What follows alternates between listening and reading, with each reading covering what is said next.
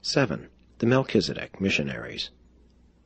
Melchizedek continued for some years to instruct his students and to train the Salem missionaries, who penetrated to all the surrounding tribes, especially to Egypt, Mesopotamia, and Asia Minor. And as the decades passed, these teachers journeyed farther and farther from Salem, carrying with them Machiventa's gospel of belief and faith in God. The descendants of Adamson, clustered about the shores of the Lake of Van, were willing listeners to the Hittite teachers of the Salem cult. From this one-time Adamite center, teachers were dispatched to the remote regions of both Europe and Asia. Salem missionaries penetrated all Europe, even to the British Isles.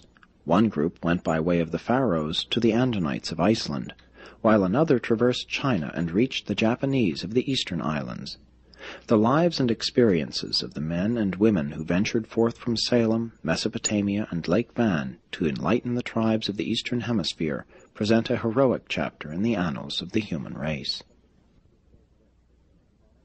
But the task was so great, and the tribes were so backward, that the results were vague and indefinite. From one generation to another the Salem gospel found lodgment here and there, but except in Palestine, never was the idea of one God able to claim the continued allegiance of a whole tribe or race. Long before the coming of Jesus, the teachings of the early Salem missionaries had become generally submerged in the older and more universal superstitions and beliefs. The original Melchizedek gospel had been almost wholly absorbed in the beliefs in the Great Mother, the Sun, and other ancient cults. You who today enjoy the advantages of the art of printing little understand how difficult it was to perpetuate truth during these earlier times, how easy it was to lose sight of a new doctrine from one generation to another. There was always a tendency for the new doctrine to become absorbed into the older body of religious teaching and magical practice.